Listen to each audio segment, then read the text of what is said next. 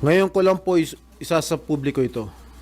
Maraming beses po ako inalok na talikuran ang independent majority block kapalit ang pagbabasura sa aking kaso. Ngunit, hindi ko po ito tinanggap. Mas nanaig ang paninindigan ko na ako'y manatili sa hanay ng mga kasamahan ko sa independent majority block. I am already receipt of the warrant of arrest issued against me by the 5th Division of the Sandigan Bayan. Nais ko lang pong bigyan din ang mga bagay na ito. I will remain firmly with the majority bloc under the leadership of Senate President Alan Peter Cayetano. Hindi ako matitinag sa anumang panggigipit, pananakot, political maneuvering para talikuran ang aking paninindigan. I will not yield to threats. I will not be intimidated. I will not be pressured into surrendering my independence of judgment. I am giving instructions to the Senate Secretary to put on hold my salary. Personal kong pasya ito upang ipakita sa sambayan ng Pilipino na wala akong intensyon makinabang sa pondo ng bayan habang nililinis ko ang aking pangalan. At higit sa lahat, hindi ako papasailalim ng kustodya ng Senado. I will not seek Senate custody.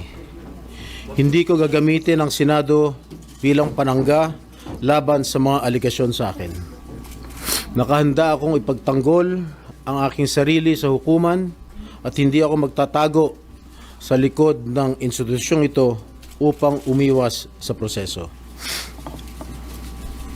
Ipagtatanggol ko hanggang sa huli ang aking sarili para patunayan na walang batayan ang mga paratang sa akin.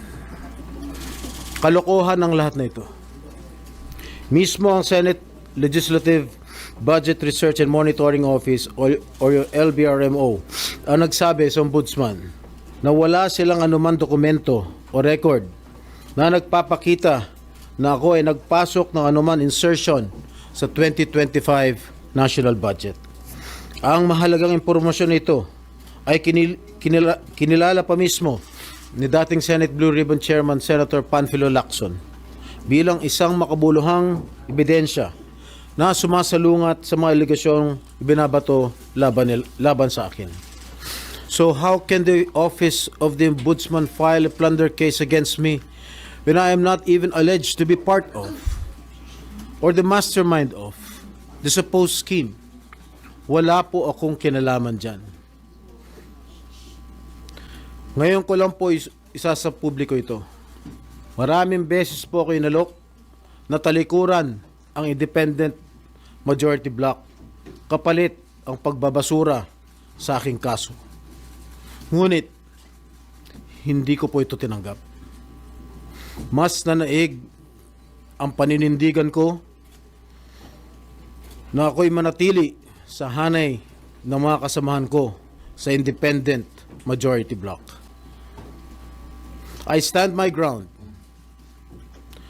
Ngayon kung tatanungin niyo kung sino sila, abangan ninyo ang susunod na kabanata.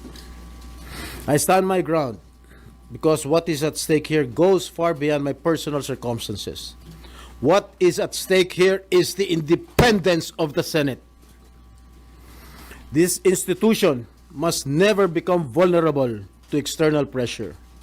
It must remain free from political coercion, free from undue influence, and free from any scheme designed to weaken its constitutional role as a co-equal and independent branch of government. If this is the price I must pay for the decisions I have made and the principles I have chosen to uphold, then I am prepared to face the consequences, however difficult they may be, especially for my family. I will not be broken by accusations, nor will I yield to political pressure. I will meet these charges head on defend my honor through due process, and place my faith in the truth. I will be proceeding now to the CIDG to voluntarily surrender myself. Maraming salamat po. Okay na? No more question, guys. At yan, pupunta na sila sa CIDG. Dumating na rin dito sa Senado si DILG Secretary John Vic Remulla. Nag-iba-ikli lang yung pahayag niya pagpasok niya kasi dito sa lobby ng Senado, natanong sa media kung yung purpose.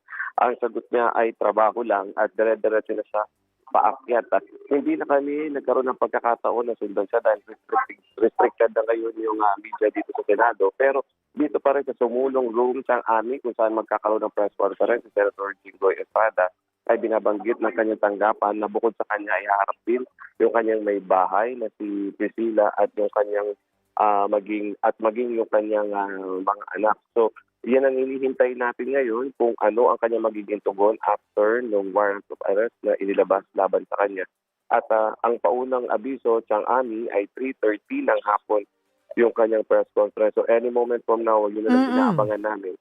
At posible na pababa o papunta na dito sa Sumulong. Ito kasi Sumulong Chang Ami ay nasa second floor nitong Senado at ang kanyang tanggapan ay nasa fifth floor. So mula doon ay magtutungo siya dito sa Sumulong kung saan nagkasasagawa ng press conference ang mga senador. Yung mga tauhan ng CIDG NCR na nakita ko kanina, maging itong yung si Secretary Remulla ay hindi pa rin namin nakikita dito sa second floor mula dito sa elevator area at maging sa hallway papunta sa session hall ay hindi na namin makikita. So the assumption, Chang Ami, ay dahil Secretary, posible na didiretso ito sa tanggapan ng Senate President at pwede rin sa Secretary ng Senado. Yung purpose, hindi pa rin binabanggit Chang Ami, pero ang sabi niya ay ginagawa lamang yung trabaho. Nakikita ko Chang Ami, yung mga tauhan ng Senate President Ansay na hawi na yung mga cameraman mula doon sa elevator at yung mga photographer. So, posible na 3 minutes na lang. In 3 minutes. Sabi mo, 3:30, diba? Tama yun Chang Ami. Nakikita mo na ba yung mga kapamilya dyan? Yung kanyang press conference. At dito, from here, ay dito natin malalaman siyang ano magiging plano, anong ang magiging pahayag at ang sunod na gagawin ni Senator Jinggoy Estrada kasunod ng warrant of arrest sa kanya ng Sandigan Bayan. Pero prior kanina, Chang, bago lumabas yung warrant of arrest ay nagpalabas pa ng statement sa Senator Jinggoy Estrada kung saan binabanggit niya na sana nabigyan ng pagkakataon at ng Sandigan Bayan na muling mabusisi yung mga kasong inihain laban sa kanya dahil hindi daw siya nabigyan ng pagkakataon na sumagot ng amin. Kaya ang gusto niya ay i-consolidate yung kaso at ibalik sa ombudsman para doon siya magkaroon ng chance na sumagot. Kasi late last week na daw niya nakuha yung copy nung complaint ng Office of the Ombudsman at hindi na siya nabigyan ng equal opportunity at due process para sagutin itong mga akusasyon na inihain laban sa kanya ng Office of the Ombudsman na anya ay wala namang katotohanan at patuloy na naninindigan na wala siyang insertion sa kahit anumang budget mula dito sa Senado, sa office at sa records ng Senado ay wala rin daw siyang walang makukuha na evidence at sinabi pa ng LBRMO na wala siyang insertion dito sa 2025 budget. So yung kanyang magiging defense, yun din yung abangan natin siyang at bukod dyan